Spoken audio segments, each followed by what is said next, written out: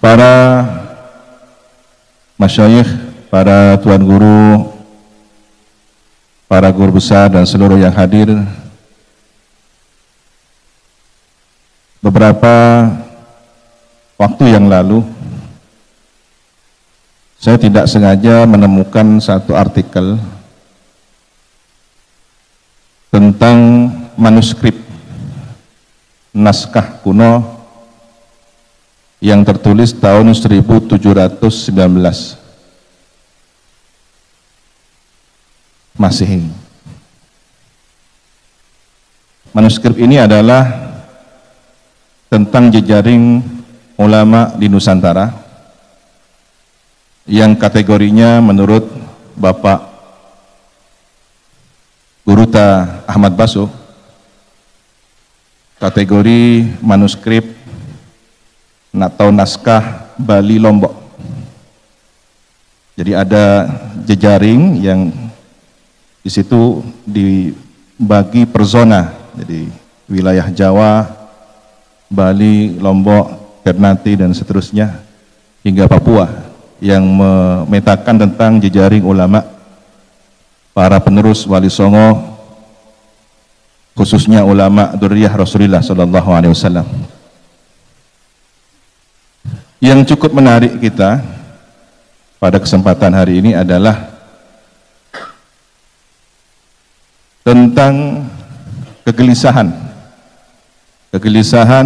penulis manuskrip tersebut dengan berulang kali menyebut nama Sunan Giri, nasihat Sunan Giri, bagaimana seharusnya kita menjaga sejarah tentang jasa ulama yang secara khusus disebut keturunan baginda Nabi Muhammad SAW, penerus perjuangan Wali Songo. Di sini kami dapat membaca bahwa jejaring itu sudah terbangun sejak lama, yang kemudian dikokohkan, dilanjutkan kembali di era Hadratus Syekh Kiai Hasyim Asy'ari.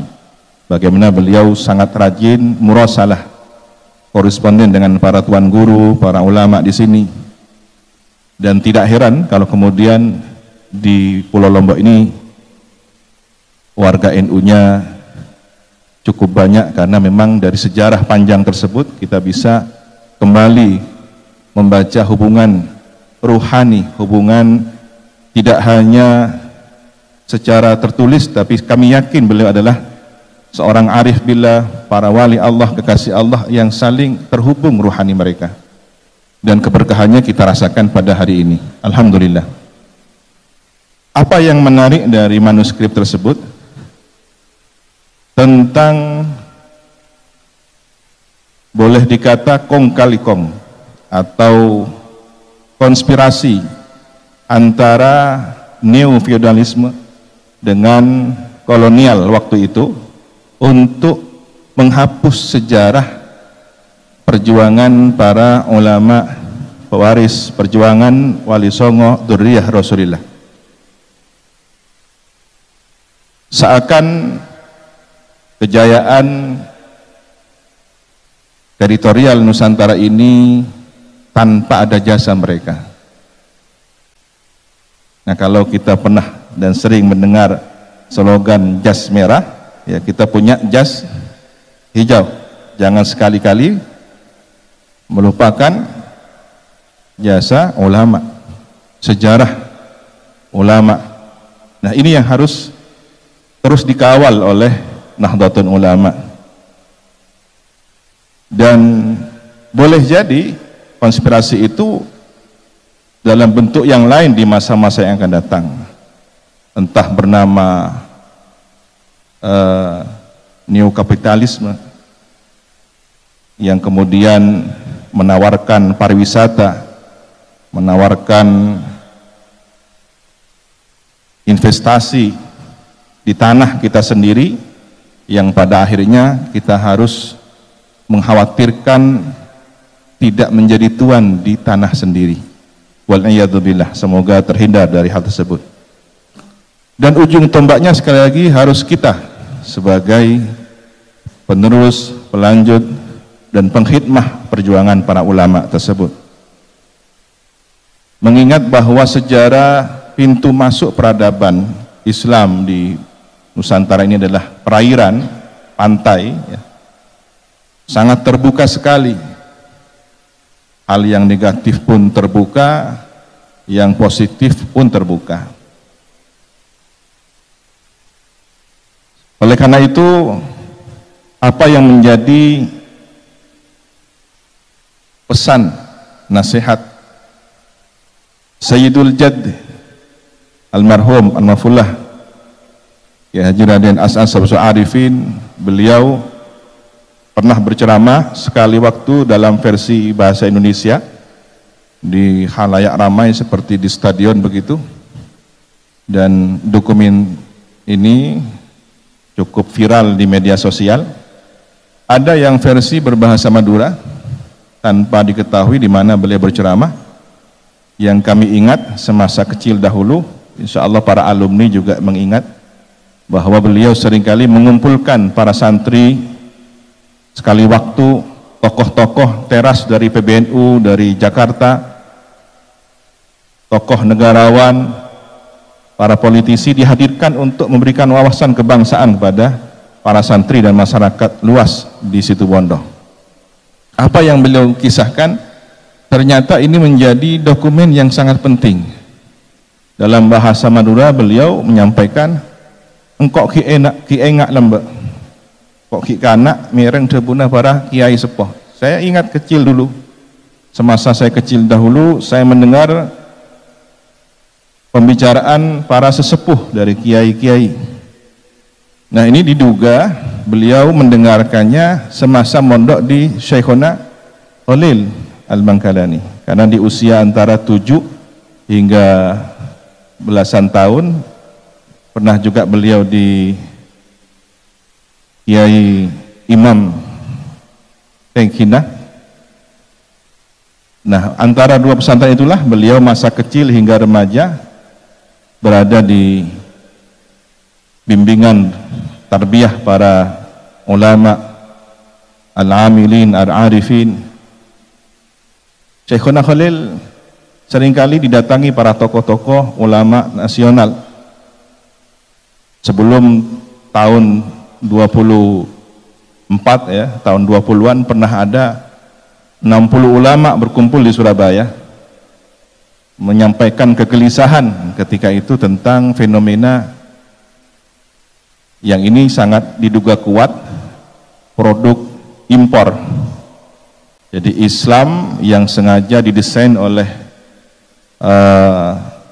penjajah, oleh kolonial untuk menghancurkan akar keagamaan di Nusantara ini. Mereka dilarang untuk berziarah kubur, mereka dilarang untuk tawasul, mencium tangan para ulama, tabarukan, dan seluruh ritual tradisi yang sangat identik dengan Nahdlatul Ulama hari ini. Kegelisahan itu tidak kemudian menemukan solusinya sampai 44 ulama bertemu di Bangkalan di Kiai Muntaha kalau tidak salah ingat. Nah, disitulah mungkin Kiai As'ad mendengarkan para sesepuh dari ulama berkisah adanya tulisan naskah kuno. Lagi-lagi ini manuskrip ya, karena kita sangat kehilangan tokoh-tokoh manuskrip. Padahal kalau melihat peradaban sastra di awal itu, bagaimana kemudian para pelajar dari berbagai agama di Nusantara ini, baik di Tanah Jawa, di Bali, di Lombok, belajar menulis pekon. Bagaimana kemudian mereka menerjemahkan Bismillahirrahmanirrahim dengan sang sekerta Ono Coroko. Jadi tradisi tulis menulis, tradisi keilmuan ini mewarnai kehidupan para ulama, para dai-dai kita di masa itu. Apa yang tertulis, kata Kiai As'ad, mengutip diskusi para kiai sepuh bahwa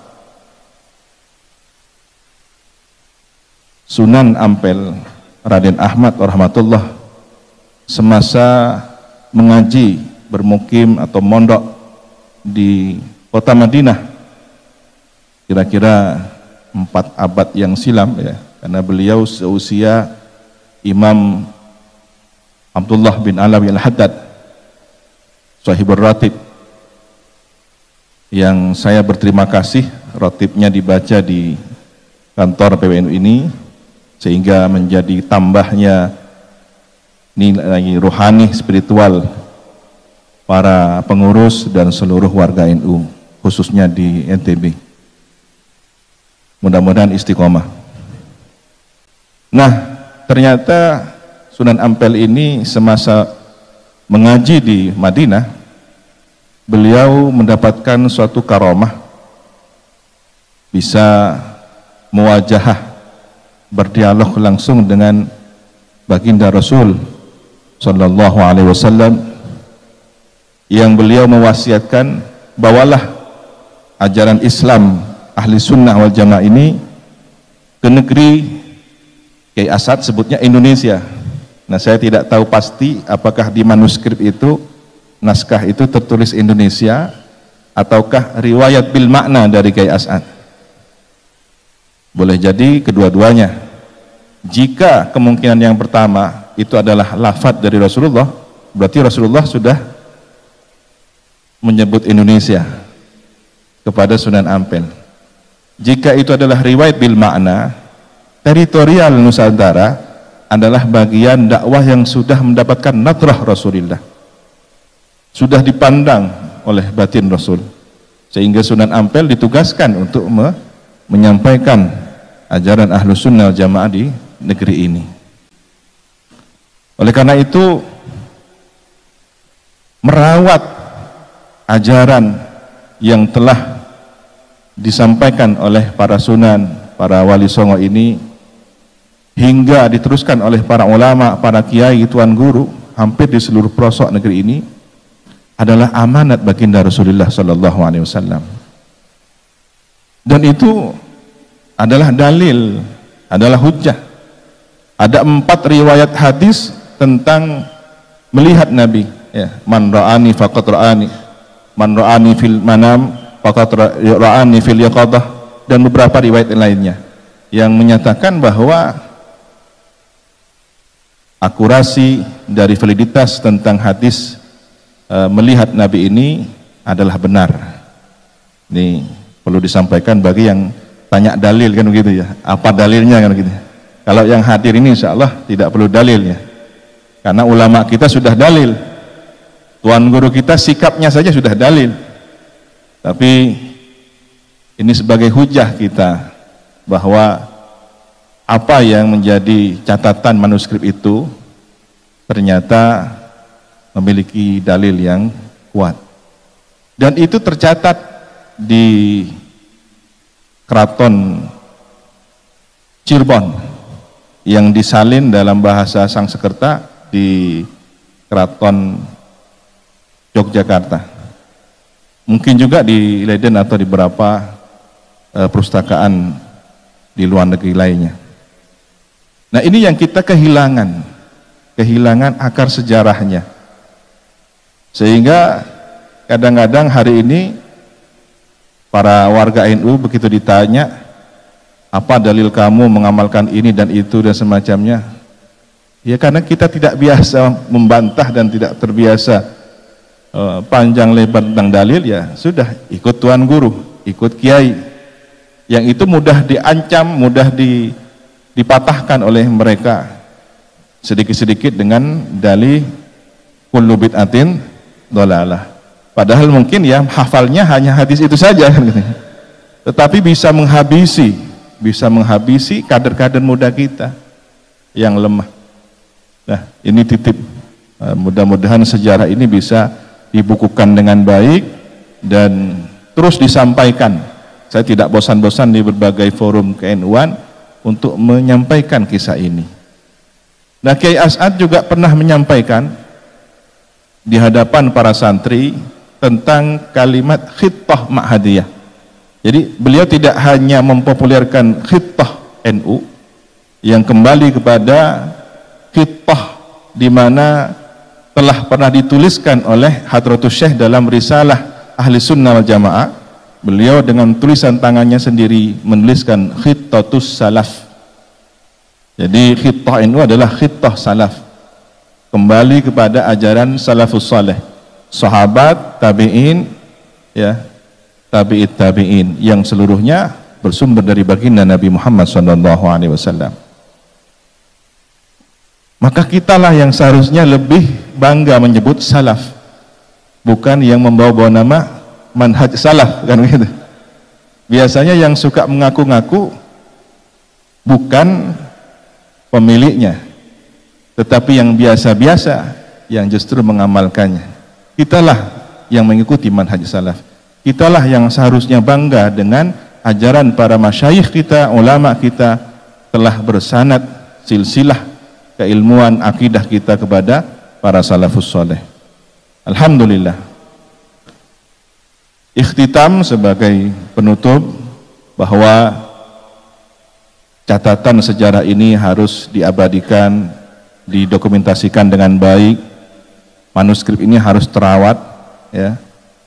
Dan di Indonesia masih sedikit tokoh pakar manuskrip, masih sedikit yang serius membidangi tentang persoalan naskah-naskah kuno ini. Alhamdulillah beberapa pesantren sudah merintis kajian-kajian manuskrip tersebut, dan seharusnya Lombok ini juga punya ada pengkayaan keilmuan yang berasal dari manuskrip, karena ternyata tercatat tadi naskah kuno Bali Lombok mencatat peristiwa tentang konspirasi antara kolonial Belanda dengan neo feodalis di zaman itu, tahun 1719. Kenapa kita harus kembali kepada sejarah? Karena akalnya semesta ini adalah sejarah. Kalau kita ingin karakter seseorang mengetahui, kita kan perlu melihat kurikulum vitae-nya. Dia sekolah di mana, pendidikannya di mana, sepanjang sejarah dia, riwayat akademiknya dapat kita baca, ya. Sehingga apakah nanti akan menjadi pengurus NU yang benar NU, atau pernah mau jadi Muhammadiyah tapi gagal, kan gitu ya. Nah, ini untung tidak terungkap ya kurikulum vitae-nya. Alhamdulillah diselamatkan oleh NU ini. Ya, begitulah pentingnya kita melihat akal sejarah dari catatan-catatan naskah para ulama kita. Oleh karena itu, kita seharusnya berbangga, bersyukur atas nikmat ajaran yang telah diwariskan dari para masyayikh kita, muassis Jamiah Nahdlatul Ulama ini. Teruslah kita mengkaji kitab-kitab beliau, dan hari ini informasinya akan dimulai pembukaan pengajian kitab. Kitabnya belum ditentukan.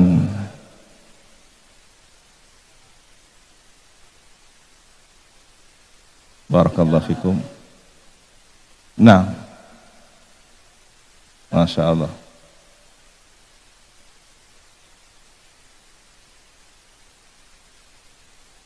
Barakallahu fikum. Dan itu entah ini janjian atau bagaimana, sekarang di mana-mana marak sekali. Jadi mulai dari MWJNU, bahkan di Ranting, kemudian di PC-PCNU, di beberapa PWNU juga memulai kajian-kajian semacam itu.